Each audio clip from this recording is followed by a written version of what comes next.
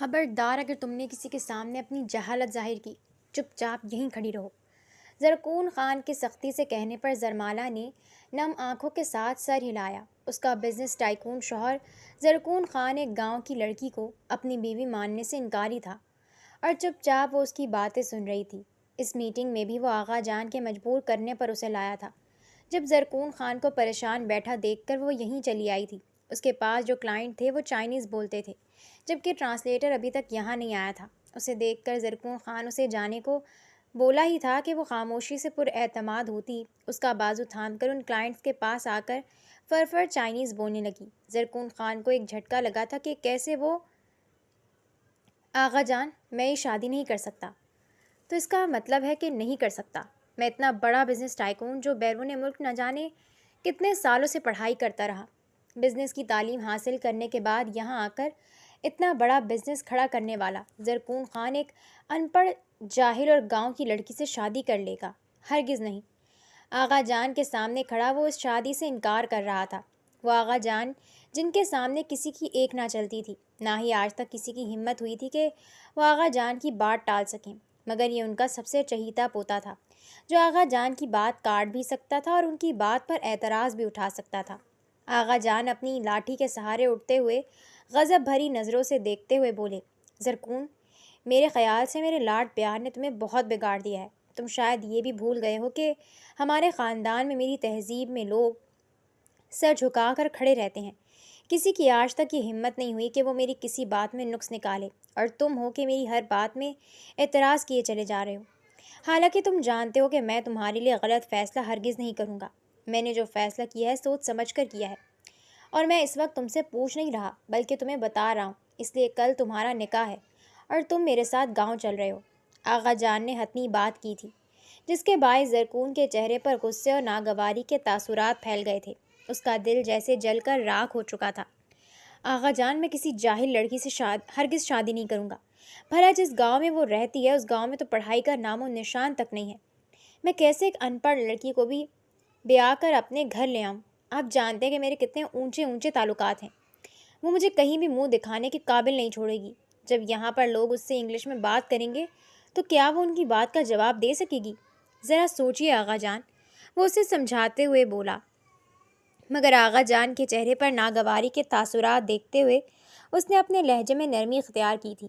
میں نے جو کہہ دیا سو کہہ دیا زرکون خان، کل تم میرے ساتھ چل رہے ہو تو چل رہے ہو۔ میں وہاں اپنی زبان دے چکا ہوں اور میں اپنی زبان سے ہرگز پیچھے نہیں ہٹنے والا، چاہے جو ہو جائے۔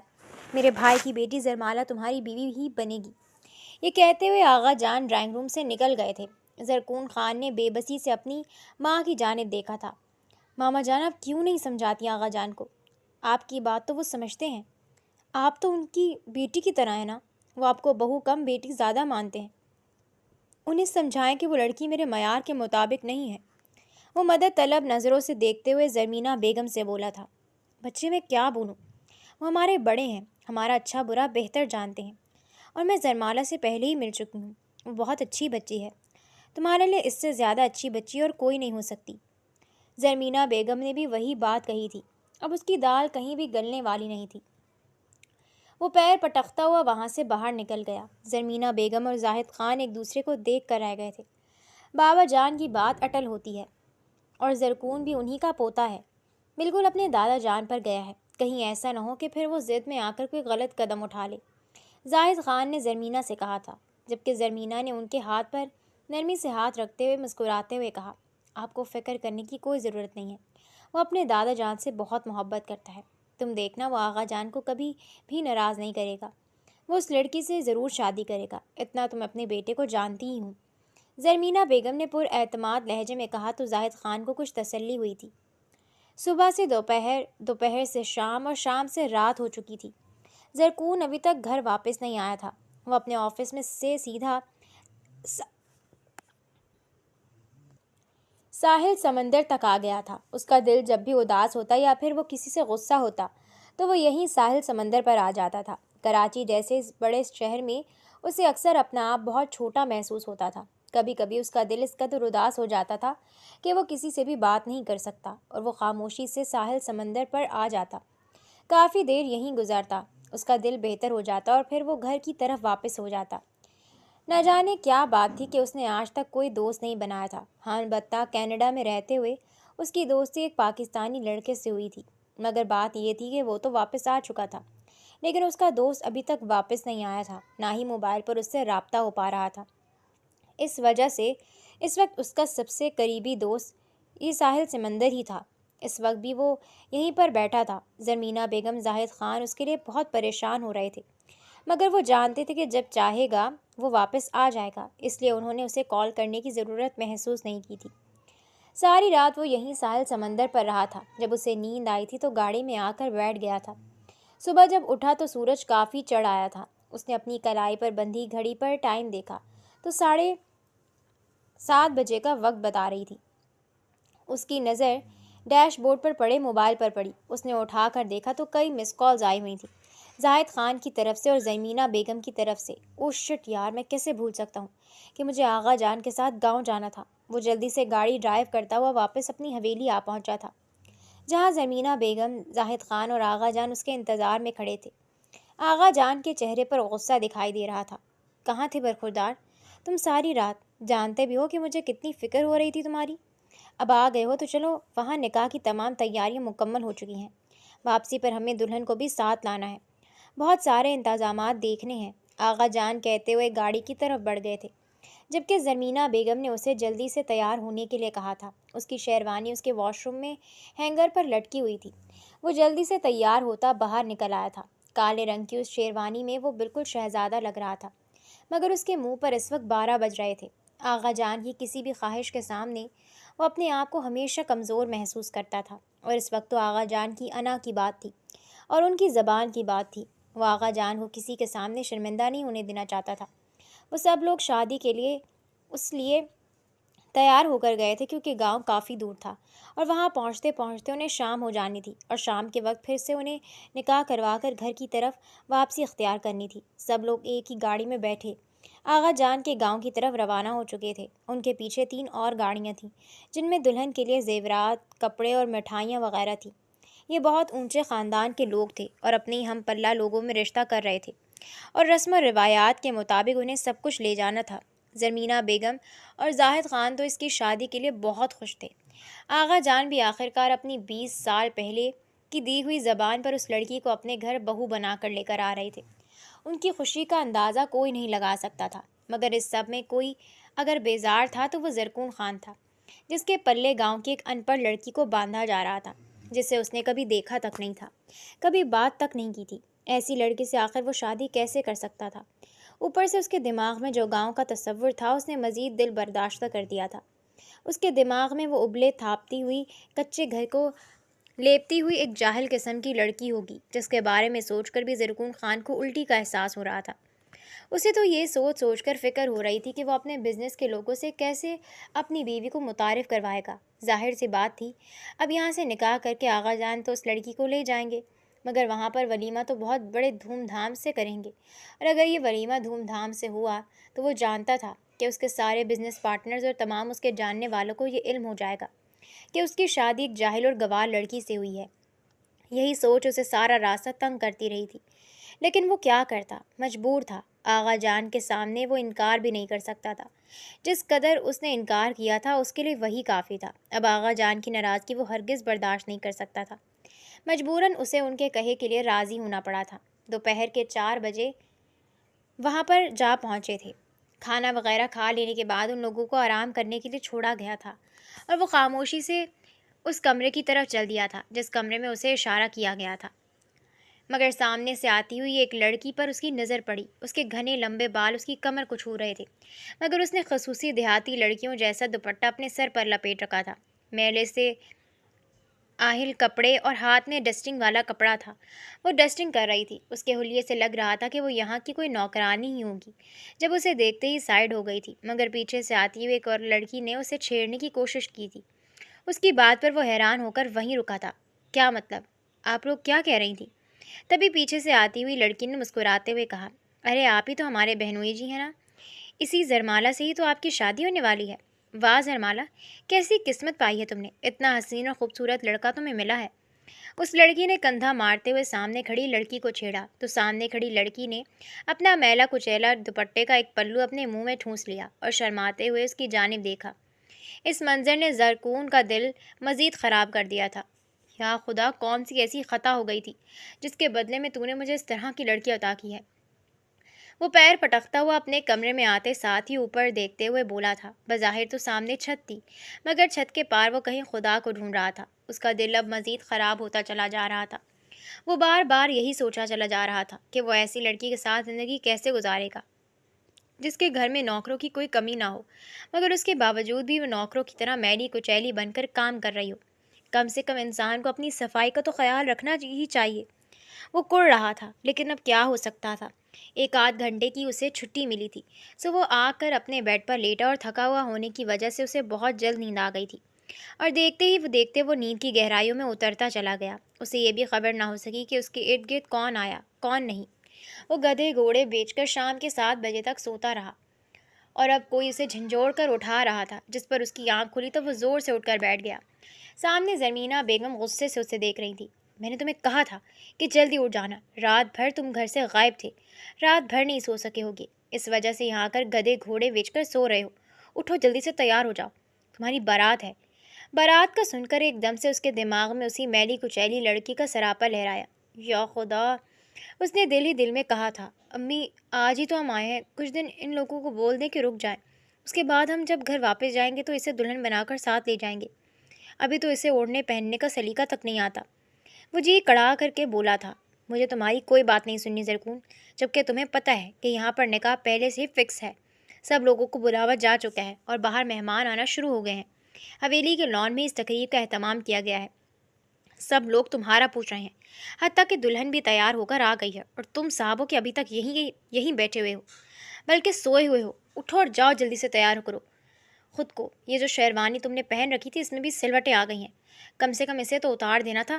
खैर कोई बात नहीं, इस तरह की एक और शेरवानी भी मैं तुम्हारे लिए लाई हूँ, जो कि मैंने तुम्हारे वॉशरूम में हैंगर कर दी है। जाओ और जाकर जल्दी से फ्रेश होकर नीचे आओ। 5 मिनट से ज़्यादा वक्त नहीं लगना चाहिए तुम्हें। मामा जान उसे सख्ती से कहते हुए कमरे से बाहर निकल गई, जबकि उसने एक नज़र सामने पड़ी नई नवेली शेरवानी पर डाली थी। उसी तरह की शेरवानी पहनने का उसे शौक़ था, मगर इस तरह किसी ऐसी गंवार लड़की से शादी के वक्त पहनना उसने कभी नहीं सोचा था। उसे रह रहकर उस लड़की पर गुस्सा आ रहा था। अगरचे लड़की ना होती तो उसकी ज़िंदगी में ये तूफ़ान न मचता। इसी लड़की की वजह से उसकी ज़िंदगी ख़राब हो रही थी। उसका दिल चाह रहा था कि वो उस लड़की का सर फाड़ दे, कुछ ऐसा कर दे कि वो लड़की खुद ब खुद इस रिश्ते से इनकार कर दे। मगर ऐसा हो नहीं सकता था, क्योंकि वो लड़की अब तैयार होकर स्टेज पर जाने वाली थी। दूसरी तरफ वो अभी तक तैयार नहीं हुआ था। फिर से बाहर से ज़रमीना बेगम की आवाज़ आई, जल्दी से उठकर तैयार हो जाओ। उनकी आवाज़ पर वो नागवारी से गंदे मुंह बनाता हुआ वो शेरवानी उठाकर वॉशरूम में घुस गया। 2-3 मिनट बाद जब वो वॉशरूम से बाहर निकला तो उसने अपना सरापा सामने खड़ी ड्रेसिंग टेबल में देखा। उस मैरून रंग की शेरवानी में वो उस काले रंग की शेरवानी से कहीं ज़्यादा खूबसूरत लग रहा था। दिल ही दिल में उसने अपनी नज़र उतारी थी। मगर अगले ही लम्हे जब उस लड़की का ख्याल आया जिससे उसकी शादी हो रही थी, तो उसका दिल एक बार फिर से ख़राब होने लगा था। खैर, अपने आप को मजबूत करते हुए वो कमरे से बाहर निकला। कमरे से बाहर निकलते ही ज़मीना बेगम उसकी जानिब बढ़ी, अपनी तस्बीह पर पढ़ने वाली बहुत सी सारी आयात इकट्ठी करके, जैसे उन्होंने उस पर फूंक मारने के लिए रख दी थी, और बहुत सारा फूंका देकर उसके सर से नज़र उतारी थी, और फिर अपने बाजू पर रखी काले और मैरून रंग की शॉल को उसके कंधों पर डाल दिया। अब उसका हुसन मज़ीद खूबसूरत लगने लगा था। यूं लग रहा था जैसे कोई शहजादा ज़मीन पर उतर आया हो। वो मुस्कुराते हुए अपनी माँ के साथ स्टेज तक जा चुका था।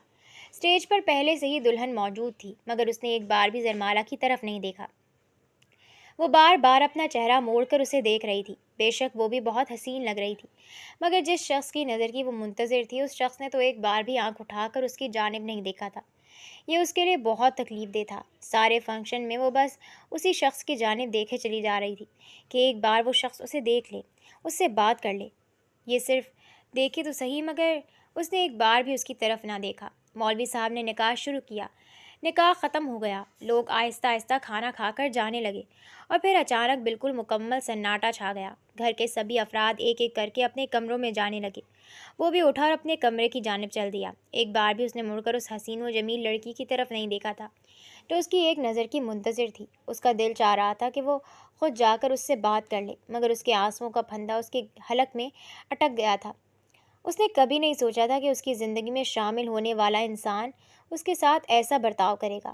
وہ اپنے کمرے میں جا کر پھر سے واپس جانے کی تیاری کر رہا تھا، کیونکہ زرمینہ بیگم اور زاہد خان کا ارادہ یہی تھا کہ وہ دلہن کو اپنے ساتھ اپنے گھر لے جائیں گے۔ آغا جان نے بھی یہی کہا تھا، اور پھر اگلے ہی گھنٹے میں وہ سب لوگ پھر سے شہر کی طرف روانہ ہو گئے تھے۔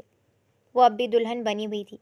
وہ اب بھی گاڑی کی پچھلی سیٹ پر اس کے ساتھ بیٹھی تھی، مگر ابھی تک اس نے اسے نہیں دیکھا تھا۔ گاڑی میں مکمل خاموشی چھائی رہی تھی۔ زرمالہ کی آنکھوں سے آنسو بہہ رہے تھے، کچھ اپنے گھر والوں کی جدائی کی وجہ سے اور کچھ اس شخص کی بے رخی کی وجہ سے جس کے لیے وہ اپنا گھر، اپنا گاؤں، اپنے سب لوگ چھوڑ کر اتنا دور جا رہی تھی۔ اسے لگا تھا کہ شاید یہ شخص اس کے نخرے اٹھائے گا، اس سے بات کرے گا، اس کے حسن کا دیوانہ ہو جائے گا، مگر ایسا نہیں ہوا تھا۔ اس کی ساری امیدوں پر پانی پھر چکا تھا۔ کافی دیر اسے دیکھنے کے بعد اس نے بھی اپنی نظریں جھکا لی تھیں۔ درد بہت پہنچتے پہنچتے ہیں انہیں رات کے 11 بج گئے تھے۔ سارا راستہ گاڑی میں مکمل خاموشی رہی تھی۔ کسی نے کوئی بات نہیں کی تھی۔ نہ زرکون نے اس سے بات کرنے کی کوشش کی تھی اور نہ ہی گھر والوں میں سے کسی نے اس سے بات کرنے کی کوشش کی تھی۔ خیر، یہ راستہ تو جیسے تیسے کٹ ہی گیا تھا اور گھر آنے کے بعد اسے زرکون کے کمرے میں جا کر بٹھا دیا گیا تھا۔ کمرہ بہت خوبصورت طریقے سے سجایا گیا تھا۔ آغا جان جانے سے پہلے اپنے کچھ ملازمین کو یہ حکم دے کر گئے تھے کہ ان کی واپسی سے پہلے زرکون کا کمرہ بہت اچھے سے تیار ہونا چاہیے، اور اب حکم کے مطابق ایسا ہو چکا تھا۔ سارا کمرہ گلاب اور موتیا کے تازہ تازہ پھولوں سے سجایا گیا تھا۔ سارے کمرے میں پھولوں کی بھینی بھینی خوشبو پھیلی ہوئی تھی۔ ہر جگہ پر کینڈل لائٹس چل رہی تھیں جو کمرے میں ایک خوابناک ماحول پیدا کر رہی تھیں۔ دروازے سے لے کر بیڈ تک کی پوری راہداری سرخ گلاب کے پھولوں کی پتیوں سے سجائی گئی تھی۔ بیڈ پر بھی ایک دل بنا ہوا تھا۔ اتنا خوبصورت دلہن کا کمرہ اس نے اپنی زندگی میں پہلی بار دیکھا تھا۔ بے اختیار اس کے ہونٹوں پر ایک رنگین مسکراہٹ آ گئی تھی۔ وہ پھولوں کی نرم نرم پتیوں کو ہاتھ لگاتے ہوئے مسکرا رہی تھی، مگر اگلے ہی لمحے اسے گاؤں میں زرکون کا ہونے والا برتاؤ یاد آیا تھا، اور اس کے ہونٹوں سے وہ مسکراہٹ ایک دم غائب ہوئی تھی، اور ایک آنسو بہہ کر اس کے گال سے پھسلتا ہوا نیچے لڑک گیا تھا۔ اس نے کبھی ایسا نہیں سوچا تھا۔ یہاں بیٹھے بیٹھے زرکون کا انتظار کرتے نہ جانے اسے کتنا وقت گزر چکا تھا۔ یعنی اس سے برا حال ہو رہا تھا۔ اسے سمجھ نہیں آ رہی تھی کہ وہ کیا کرے اور کیا نہیں۔ وہ بیڈ سے ٹیک لگائے اس کا انتظار کر رہی تھی۔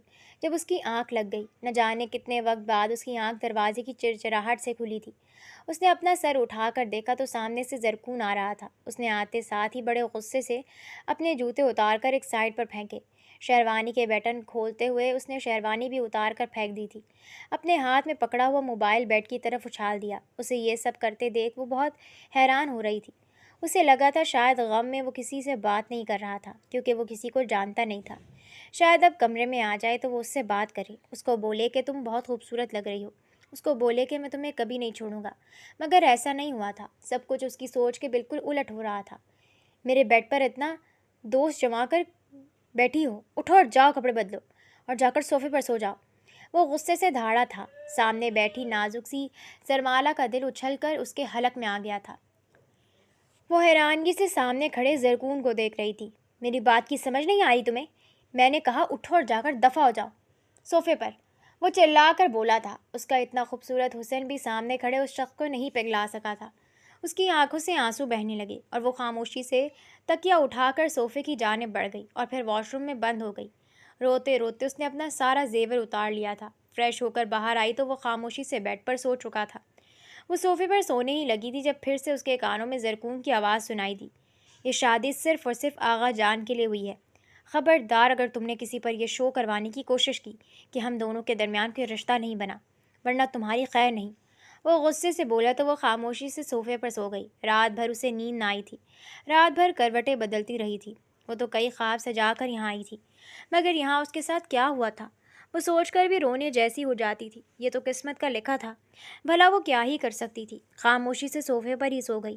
رات بھر ادھر سے ادھر کروٹیں بدل بدل کر وہ تھک چکی تھی۔ نہ جانے اسے 15-20 منٹ بعد بھی نیند آئی تھی یا نہیں، مگر جیسی صبح کی اذانیں ہونے لگی وہ جلدی سے اٹھ بیٹھی تھی۔ وہ ویسے بھی گاؤں کی لڑکی تھی، اذانوں سے پہلے ہی اٹھ جایا کرتی تھی۔ اس نے بیڈ پر ہر چیز سے بیگانہ سوتے ہوئے زرکون کو دیکھا، جس سے اپنے ارد گرد کی کسی چیز کی بھی خبر نہیں تھی۔ وہ بنا پیروں کو آواز دیے آہستہ آہستہ چلتے ہوئے واش روم تک گئی۔ زیرو بلب کی ہلکی روشنی ہر کمرے میں پھیلی ہوئی تھی، اس وجہ سے اسے چلنے میں مشکل نہیں ہوئی۔ وضو کر کے وہ پھر سے کمرے میں آئی تھی۔ جائے نماز ڈھونڈنے میں اسے کافی وقت لگا تھا۔ آخرکار پورا کمرہ چھان لینے کے بعد بھی اسے جب جائے نماز نہ ملی تو وہ اس طریقے سے کمرے کا دروازہ کھول کر باہر نکل آئی۔ اسے اپنے سوٹ کیس کا بھی معلوم نہیں تھا کہ وہ کہاں پڑا ہے۔ کافی دیر باہر ٹہلنے اور سوچنے کے بعد وہ پھر سے کمرے کی طرف مڑی ہی تھی کہ اسے اپنے کمرے کے دروازے کے بالکل ساتھ ہی اپنا سوٹ کیس پڑا دکھائی دیا۔ اس نے جلدی سے وہ کھولا اور اس میں سے جائے نماز نکال لی اور پھر انہی دبے قدموں کے ساتھ واپس آئی۔ جائے نماز بچھا کر وہ نماز پڑھنے لگی۔ نماز ادا کرنے کے بعد کافی دیر وہ جائے نماز پر بیٹھی ذکر و اذکار میں مشغول رہی۔ اس کے بعد اس نے جیسے ہی ہاتھ دعا کے لیے اٹھائے، اس کی آنکھوں سے آنسو جاری ہو گئے۔ اس کی زبان خاموش ہو چکی تھی۔ اس نے خاموشی سے دعا کی اور پھر جائے نماز اٹھانے لگی۔ وہ اس بات سے بے خبر تھی کہ بیڈ پر لیٹا ہوا زرکون خاموشی سے اسے ہی دیکھ رہا تھا۔ اسے حیرانگی ہوئی تھی کہ ایک جوان لڑکی نماز ادا کرتی ہے، اور وہ بھی آج کے دور کی لڑکی۔ پھر اگلے ہی لمحے اسے خیال آیا تھا، یہ تو گاؤں کی ان پڑھ لڑکی تھی۔ اس نے پھر سے منہ پھیرا اور خاموشی سے سو گیا۔ کافی دیر بعد اس کی آنکھ کھلی تو اس نے اپنے سامنے کھڑی زرمالہ کو دیکھا، جو ڈریسنگ ٹیبل کے سامنے اپنے بال سنوار رہی تھی۔ یہ وہ زرمالہ نہیں تھی جسے اس نے کل اس حویلی میں دیکھا تھا، جو اتنے میلے کچیلے کپڑے پہنے ہوئی تھی۔ یہ زرمالہ تو بے حد حسین تھی۔ وہ اس لڑکی سے اپنی آنکھیں نہیں ہٹا سکا، مگر پھر جلدی احساس ہونے پر اس نے اپنی نگاہوں کا رخ موڑ دیا۔ وہ جلدی سے واش روم کی طرف گیا اور فریش ہونے کے بعد وہ دونوں ایک ساتھ ہی نیچے آ گئے۔ اس سب میں ان دونوں کی صرف اتنی ہی بات ہوئی تھی کہ زرکون نے اسے کہا تھا کہ تم نے میرے ساتھ ہی باہر جانا ہے، اور خبردار کسی پر یہ واضح نہیں ہونے دینا کہ ہم دونوں کے درمیان کوئی رشتہ نہیں بن سکا۔ وہ خاموشی سے اس کے ساتھ چلتی آئی تھی۔ اسے لگ رہا تھا کہ شاید یہ ڈائننگ ٹیبل پر بیٹھ کر ناشتہ بھی نہ کر سکتی تھی، لیکن ایسا نہیں تھا۔ جب وہ اس کے ساتھ بیٹھی ڈائننگ ٹیبل سے آہستہ آہستہ کھانا کھا رہی تھی، اسے احساس ہو رہا تھا کہ یہ لڑکی ویسی نہیں تھی جیسا وہ سوچ رہا تھا، مگر اس کے باوجود بھی وہ لڑکی اسے اچھی نہیں لگ رہی تھی۔ اس کے دماغ میں بس ایک ہی بات چل رہی تھی، اور وہ وہی تھی کہ وہ گاؤں کی ان پڑھ اور گنوار لڑکی ہے۔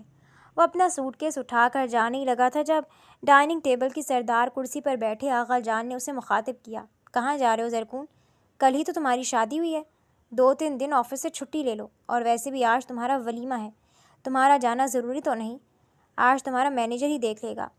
جبکہ دادا جان کی اس بات پر اس کے چہرے پر ناگواری ابھری تھی۔ آغا جان، یہ شادی اتنی بھی امپورٹنٹ نہیں ہے کہ میں اس کے لیے اپنے امپورٹنٹ میٹنگز چھوڑ دوں۔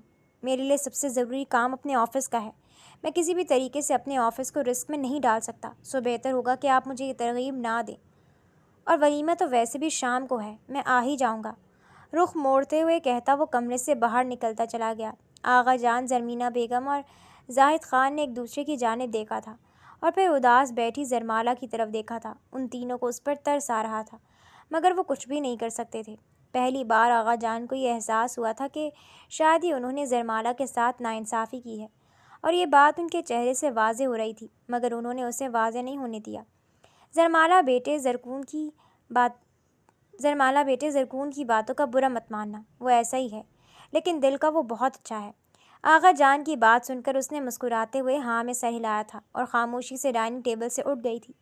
اس کی سوچ کا زاویہ صرف زرکون کے گرد ہی گھوم رہا تھا۔ نہ جانے اس شخص نے اس کے ساتھ ایسا برتاؤ کیوں کر رکھا تھا۔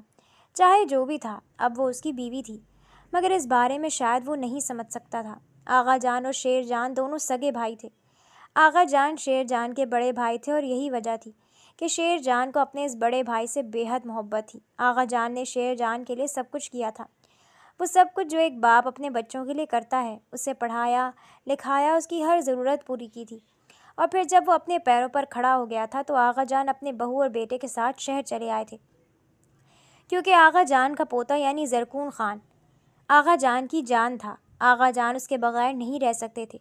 دوسری طرف انہوں نے شیر جان کی شادی بھی کر دی ہوئی تھی، اور شیر جان کا بھی ایک بیٹا تھا جس کی شادی ہونے والی تھی۔ شیر جان کے بیٹے کی شادی کے بعد آغا جان نے ارادہ کیا تھا کہ اب وہ اپنے بچوں کے ساتھ شہر میں جا کر رہیں گے، کیونکہ یہاں شیر جان کی فیملی اب مزید بڑھ رہی تھی اور وہاں ان کی فیملی دور بیٹھی ہوئی تھی۔ चनाचे शेर जान ने भी अपने भाई की रजामंदी पर रजा होते हुए उन्हें जाने दिया था, लेकिन जैसे 1 साल बाद उनकी पोती हुई, उन्होंने फ़ौरन कॉल करके आगा जान से कहा था कि वो दूसरी बार दादा बन गए हैं। आगा जान के लिए इसके अलावा खुशी का ठिकाना नहीं था। आगा जान भागते हुए वहां पहुंचे थे और जरमाला को देखते ही उन्होंने कहा था कि ये मेरे पोते ज़रकून खान की दुल्हन बनेगी, और फिर तब से लेकर अब तक वो उसी के नाम से मंसूब रही थी। और आज जब उसकी दुल्हन बनकर उसके घर आ चुकी थी तो वो उसे अपनी बीवी मानने से इनकारी था, जिसका नाम वो सारी ज़िंदगी अपने नाम के साथ सुनती रही थी। उस शख्स के साथ शादी होने के बावजूद भी वो अकेली ही रह गई थी। उसकी तकलीफ़ का अंदाज़ा कोई नहीं कर सकता था। शाम के वक्त उसका वलीमा था। वलीमे के लिए ज़रमीना बेगम ने खसूसी तौर पर एक ब्यूटिशियन को बुलाया था, और पिंक कलर के लहंगे में वो इस कदर हसीन लग रही थी जैसे लगता था कि आसमान से कोई परी उतर आई हो। ज़रमीना बेगम ने कई दफ़ा उसकी बलाई ली थी। आगा जान तो खुशी से फूले नहीं समा रहे थे। उन्हें लग रहा था कि आज जब ज़रकून उसे देखेगा तो अपना दिल हार बैठेगा, मगर ऐसा नहीं हुआ था। वलीमे का फंक्शन शुरू होने वाला था और वो अभी तक नहीं आया था। आगा जान ने उसे कॉल की तो वो घर वापस आया, मगर उसी ऑफिस वाले हुलिये के साथ ही स्टेज पर आकर बैठ गया। यहाँ सबकी नज़रें ज़रकून और ज़रमाला पर ही थीं। बिलाशुबह ज़रमाला ज़रकून से ज़्यादा हसीन लग रही थी। स्टेज पर आकर बैठते हुए ज़रकून की नज़र उस पर पड़ी। वो एक लम्हे के लिए तो शशदर रह गया, मगर बहुत जल्दी वो खुद को संभाल कर उसके साथ बैठ गया। उसके चेहरे पर अब भी नागवारी छाई थी। सारा दिन ऑफिस में लोग उसे मुबारकबाद देते रहे थे, क्योंकि आगा जान ने उसके वलीमे के कार्ड्स हर तरफ भिजवाए थे ताकि सबको पता चल सके कि उनके इकलौते पोते की शादी हो चुकी है। वह भी बैठा ही था कि उसके करीब से गुजरते हुए एक बिजनेस पार्टनर ने उसके साथ बैठते हुए कहा, अरे वाह ज़रकून साहब, आपने तो नंबर मार लिया है। इतनी हसीन बीवी, मुझे तो नहीं लगता था कि आप इतना चौड़ा हाथ मारेंगे। माशाल्लाह, बहुत खूबसूरत है।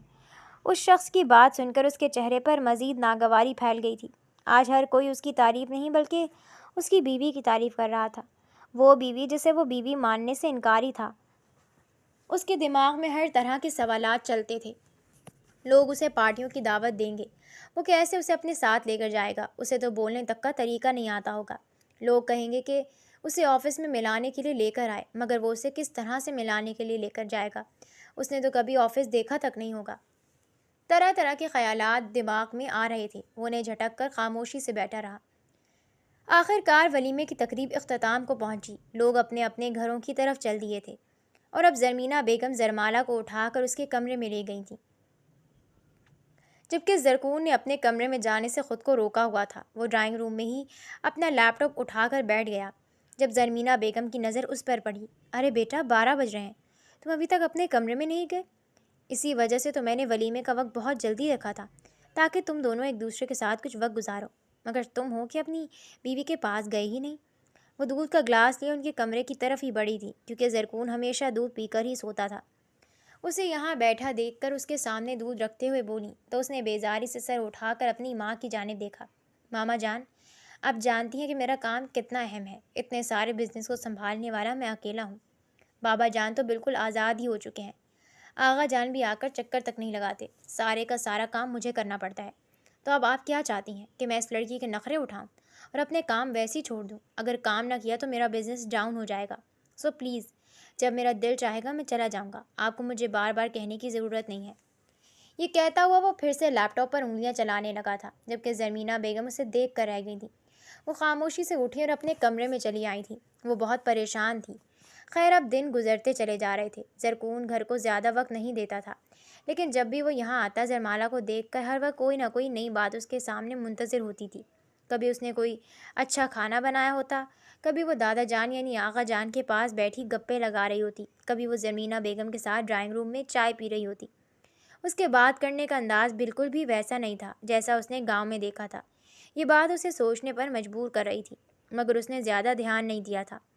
उसे लगा था शायद वो यहाँ इस घर में अपनी जगह बनाने के लिए ख़ुद को इस माहौल में डाल रही है।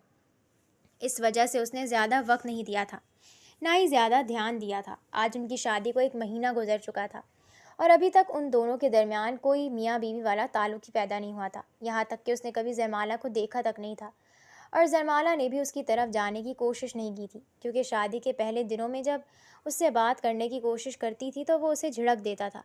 अब वो भी खामोश हो गई थी। हाल बता, आज एक बिज़नेस मीटिंग डील थी, جس کے لیے باہر سے کافی سارے لوگ آ رہے تھے۔ وہ جلدی جلدی میں ناشتہ کر رہا تھا جب آغا جان نے اس پر حکم چلایا، آج آفس زرمالہ کو بھی اپنے ساتھ لے جانا، کیونکہ شاید مجھے لگتا ہے کہ تمہارے کولیگز اس سے ملنا چاہتے ہیں اور سب بہت خوش ہوں گے۔ زرمالہ کا بھی دھیان بڑھ جائے گا۔ آغا جان کی یہ بات سن کر اس کا نوالا حلق میں اٹکا تھا۔ آغا جان، آپ کیا کہہ رہے ہیں؟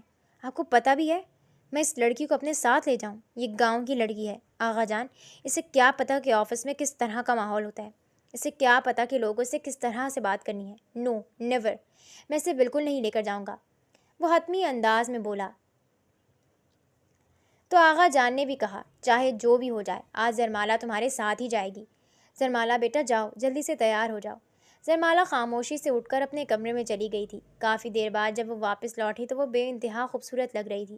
شہر کی ماڈرن لڑکیوں جیسے کپڑے اس پر خوب جچ رہے تھے، مگر اب بھی وہ دوپٹہ لینا نہیں بھولی تھی۔ بھلے ہی اس کے بال کھلے ہوئے تھے اور دوپٹہ اس کے کندھے پر تھا، مگر اس کے باوجود بھی اس نے اپنا دوپٹہ خوبصورت طریقے سے سنبھال رکھا تھا۔ وہ بالکل شہر کی لڑکی لگ رہی تھی، کہیں اینگل سے بھی نہیں لگ رہا تھا کہ وہ کسی گاؤں سے آئی تھی۔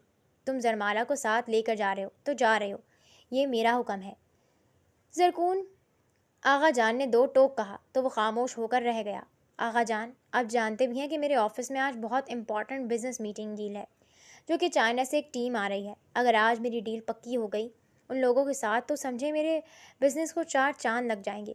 ایسے میں اگر میں اس طرح کی دیہاتی لڑکیوں کو اپنے ساتھ لے کر جاتا ہوں جسے الف بے تک پڑھنا نہیں آتا، وہ کیسے وہاں برتاؤ کرے گی؟ وہ لوگ اگر میری بیوی سمجھ کر اس سے بات کرنا چاہیں گے تو یہ کیسے ان سے بات کرے گی؟ آئی ایم سو سوری آغا جان، میں نہیں لے جا سکتا اسے اپنے ساتھ۔ اس نے اپنا کھانا سائڈ کیا تھا۔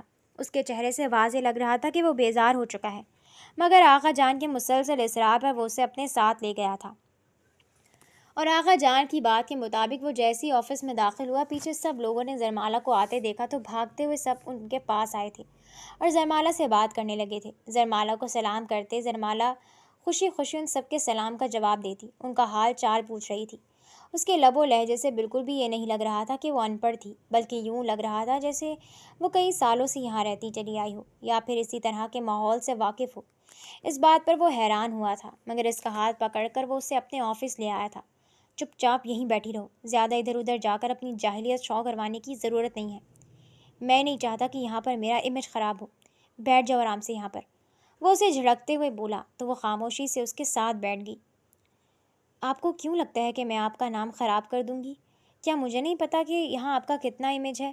پہلی بار اس نے اس سے سوال کیا تھا، جبکہ زرکون چونک کر اس کی طرف دیکھنے لگا۔ جو بھی ہے چپ چاپ بیٹھو، اس نے پھر سے وہی بات دہرائی تھی۔ تبھی دروازے پر دستک ہوئی۔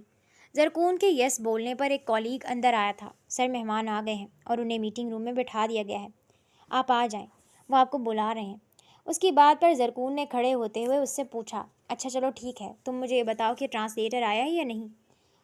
وہ اپنا کوٹ ٹھیک کرتے ہوئے بولا تو سامنے کھڑا شخص کہنے لگا، نہیں سر، ٹرانسلیٹر ابھی تک نہیں آیا، اسے کال بھی نہیں لگ رہا، آدھا گھنٹہ پہلے اس سے کال پر بات کی ہوئی تھی اور اس نے کہا تھا کہ وہ ٹریفک میں پھنسا ہوا ہے اور اسے آتے آتے آدھا گھنٹہ گزر جائے گا، مگر اب آدھے گھنٹے سے بھی زیادہ گزر چکا ہے اور وہ ابھی تک نہیں آیا اور وہ لوگ بہت جلدی میں ہیں، آپ پلیز آ جائیں، میں نے جرأت سے کہا۔ تو وہ جلدی سے اپنا موبائل اٹھاتا ہوا میٹنگ روم کی طرف بڑھنے لگا۔ جب وہ اس کے ساتھ آئی، میں نے تم سے کہا ہے کہ آرام سے بیٹھ جاؤ، زیادہ اچھلنے کودنے کی ضرورت نہیں ہے، کہیں ایسا نہ ہو کہ کسی کو پتہ چل جائے کہ تم میرے معیار کے مطابق نہیں ہو۔ وہ غصے سے بولا تو وہ پھر بھی مسکراتی ہوئی اس کا بازو تھامے اس کے ساتھ میٹنگ روم میں داخل ہو گئی۔ یہاں 2 چائنیز میل اور 2 فیمیل موجود تھیں۔ ان دونوں کو دیکھ کر وہ تعظیماً اٹھ کھڑے ہوئے۔ ایک لڑکی آگے بڑھتے ہوئے چائنیز میں سلام کرنے لگی، مگر زرکون کو بالکل بھی چائنیز نہیں آتی تھی۔ اس نے انگلش میں بات کرنے کی کوشش کی تھی، مگر بے سود رہا، کیونکہ وہ لوگ انگلش سے زیادہ چائنیز بول رہے تھے۔ زرکون نے مدد طلب نظروں سے مینیجر کی طرف دیکھا تو مینیجر نے بھی نفی میں سر ہلایا۔ زرکون کے چہرے پر پریشانی واضح دکھائی دے رہی تھی۔ اسے لگ رہا تھا کہ شاید اب اس کے ہاتھ سے یہ ڈیل چلی جائے گی اور اس کی ساری محنت رائگاں ہو جائے گی، مگر تبھی پیچھے کھڑی زرمالہ آگے بڑھی اور فرفر چائنیز میں ان سے بات کرنے لگی۔ یہ دیکھ کر مینیجر اور زرکون ششدر رہ گئے۔ وہ ان کی بات انگلش اور اردو میں کر کے زرکون کو بتاتی اور زرکون کی بات چائنیز میں ان کو بتا دیتی۔ ڈیل کافی اچھے سے مکمل ہوئی تھی، لیکن زرکون پل بھر کے لیے اس سے نظریں نہیں ہٹا رہا تھا۔ جس لڑکی کو وہ اتنا ان پڑھ سمجھ رہا تھا وہ لڑکی چائنیز کیسے جانتی تھی؟ چائنیز تو چائنیز، وہ انگلش بھی بہت اچھے سے بول رہی تھی، کہیں اس کا اندازہ غلط تو نہیں تھا؟ دادا جان کی باتیں اس کے دماغ میں گھومنے لگی تھیں۔ میٹنگ ختم ہونے کے بعد وہ چاروں چائنیز مسکراتے ہوئے زرمالہ سے ہاتھ ملاتے ہوئے خوشی سے بولے تھے کہ آپ سے جلد بات ہوتی ہے۔ جب میٹنگ ختم ہوئی تو وہ حیرانگی سے زرمالہ کو دیکھ رہا تھا۔ تمہیں چائنیز کیسے آتی ہے؟ وہ اس کے حسن پر تو پہلے ہی ٹھٹک جاتا تھا، مگر اب اس کے بول چال پر بھی وہ حیران ہو گیا تھا۔ یہ بات الگ تھی کہ اس کے حسن نے ایک دو بار زرکون کو اپنی طرف کھینچا تھا، مگر وہ خود بھی اس سے دور ہو گیا تھا۔ مگر اب اسے احساس ہو رہا تھا کہ جیسے یہی لڑکی اس کے ٹائپ کی ہے، مگر اس کی نظریں اب زرمالہ سے شرمندہ ہو کر واپس لوٹ رہی تھیں۔ جس قدر اس نے اسے اذیت دی تھی، اس سے بات کی تھی، اب وہ نظریں نہیں ملا پا رہا تھا۔ مگر زرمالہ مسکراتی ہوئی اس کے سامنے آئی۔ ضروری نہیں ہوتا کہ انسان جو نظر آ رہا ہے، کبھی کبھی کچھ حقیقتیں پوشیدہ بھی ہوتی ہیں، لیکن اس سب میں آپ کا کوئی قصور نہیں ہے۔ اگر آپ کی جگہ میں بھی ہوتی اور اتنی بڑی بزنس وومن ہونے کے ساتھ ساتھ اگر مجھے کسی ان پڑھ انسان کے ساتھ بیاہ دیا جاتا تو ظاہر سی بات ہے میری امیج بھی خراب ہو جاتی، لیکن میں دیکھنا چاہتی تھی کہ اگر میں آپ کو نہیں بتاتی اور آپ کو بتائے بغیر میں آپ کی امیج پہلے سے زیادہ مضبوط کر دیتی ہوں تو آپ کو کیسا لگتا ہے۔ میں یہ بھی دیکھنا چاہتی تھی کہ بڑا بزنس مین ایک ان پڑھ لڑکی کے ساتھ کس طرح سے پیش آتا ہے، مگر اس بارے میں مجھے شرمندگی ہوئی، افسوس ہوا۔ وہ بولتی ہوئی کمرے سے باہر چلی گئی، جبکہ زرکون کو لگا تھا جیسے کسی نے اس پر گھڑوں پانی ڈال دیا ہو۔ وہ خاموشی سے آفس میں آ کر اب اپنے بال سیٹ کر رہی تھی۔ بال سیٹ کرنے کے بعد اس نے اپنے کندھے سے دوپٹہ اٹھایا اور اپنے سر پر ڈال لیا۔ پیچھے مڑی تو وہ خاموشی سے اسے دیکھ رہا تھا۔ زرمالہ کا حسن تو اسے ہمیشہ اپنی طرف کھینچتا تھا، مگر وہ ہمیشہ خود کو کنٹرول کر لیتا تھا۔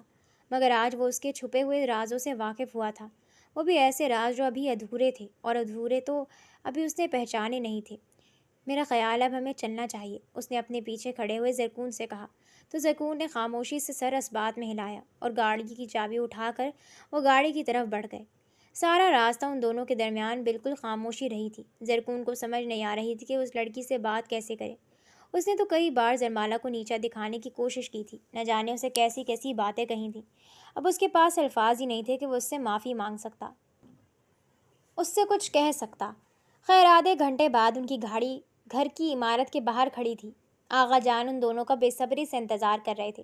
ڈرائنگ روم میں داخل ہوتے ہی آغا جان کی نظر ان دونوں پر پڑی تو وہ مسکراتے ہوئے آگے بڑھے۔ ہاں بھائی زرکون صاحب، اب آپ کو پتہ چلا کہ ہماری بہو اصل میں ہے کیا؟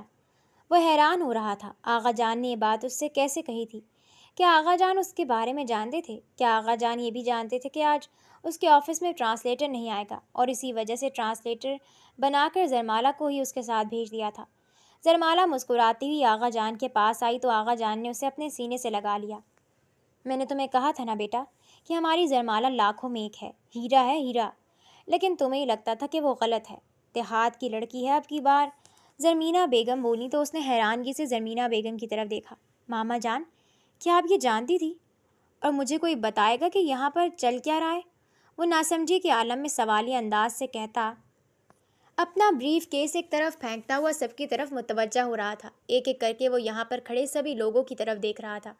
تبھی آغا جان آگے بڑھتے ہوئے بولے، بیٹا تمہیں سمجھنے میں شاید ہم سے کوئی غلطی ہو گئی تھی۔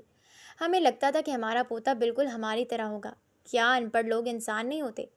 یہ بات تو مجھے زرمالہ نے تمہیں بتانے سے منع کیا تھا۔ وہ چاہتی تھی کہ تم اسے اس روپ میں قبول کرو جس روپ میں کوئی بھی لڑکی ہو سکتی ہے، مگر تم اس کی امید پر پورا نہیں اترے۔ لیکن اسے یہ دیکھ کر خوشی ہوئی کہ تم اتنے بھی برے نہیں ہو جتنے تم بننے کی کوشش کرتے ہو، کیونکہ اس نے تمہاری ڈائری اٹھا کر پڑھ لی تھی۔ آغا جان کی یہ بات سن کر اس کے ہوش اڑ گئے تھے، کیونکہ وہ ڈائری تو اس نے اتنی چھپا کر رکھی تھی کہ وہ خود کو بھی پتہ نہیں چلنے دے سکتا تھا۔ پھر زرمالہ نے کیسے اٹھائی تھی؟ اب کی بار وہ حیرت اور سوالیہ انداز میں زرمالہ کی طرف دیکھنے لگا، جس کی ہنسی چھوٹ رہی تھی۔ آخر یہاں ہو کیا رہا ہے؟ کوئی مجھے بتائے گا؟ وہ پھر سے چلایا تو زاہد خان آگے بڑھے، یہی کہ تمہیں اس کے حسن سے تو محبت ہو گئی تھی۔ تم اسے کہنا بھی چاہتے تھے، لیکن تم یہ سوچتے تھے کہ اگر تم نے اسے کوئی ہلکا حوالہ دے دیا تو پھر تمہیں اسے اپنے ساتھ آفس تک لے جانا پڑے گا، اور اگر اسے انگلش وغیرہ نہ آتی ہوئی تو تمہاری ناک کٹ جائے گی۔ ان کی بات سن کر وہ کچھ دیر کے لیے خاموش ہوا، پھر اس کے بعد اس نے زرمالہ کی طرف دیکھا تو اس نے اپنے بیگ میں سے ایک سرخ رنگ کی ڈائری نکال کر اس کے سامنے رکھی۔ اسی میں آپ نے سب کچھ لکھا ہوا تھا نا؟ ایک مہینے میں آپ میرا وہ الجھاؤ، میرا انداز سب کچھ نوٹ کر رہے تھے، مگر آپ نے کبھی واضح نہیں ہونے دیا۔ میں نے سوچا کہ چلو آج یہ پردہ بھی ہٹا دیتے ہیں۔ زرمالا کی بات سن کر وہ مسکرایا تھا، لیکن مجھے کوئی یہ بتائے گا کہ زرمالا کو یہ سب آیا کیسے؟ تبھی آغا جان بھولے، زرمالا کو یہ سب ایسے آیا کیونکہ اسے پڑھنے کا شوق تھا۔ میں نے اسے پڑھائی کرنے کے لیے لاہور بھجوا دیا، پھر لاہور سے اس کو اسکالرشپ ملی اور یہ چائنا میں پڑھنے چلی گئی۔ پڑھ لکھ کر اب جب واپس آئی تو میں نے سوچا کہ کیوں نہ اب تم دونوں کی شادی ہو جائے، تو پھر تم دونوں کی شادی کر دی گئی۔ یہ جو آج بنی ہے، آج تک اپنے بلبوتے پر ہی بنی ہے، اور تم یہ جان کر حیران رہ جاؤ گے کیونکہ تمہاری طرح یہ بھی بہت بڑی بزنس وومن ہے۔ لاہور میں اس کا اپنا بہت بڑا بزنس ہے، لیکن تمہیں تو اسے اپنانے سے شرمندگی ہوتی ہے نا۔ تو چلو کوئی بات نہیں، ابھی ہمارے ساتھ نہیں رہے گی، جیسے تمہاری خوشی۔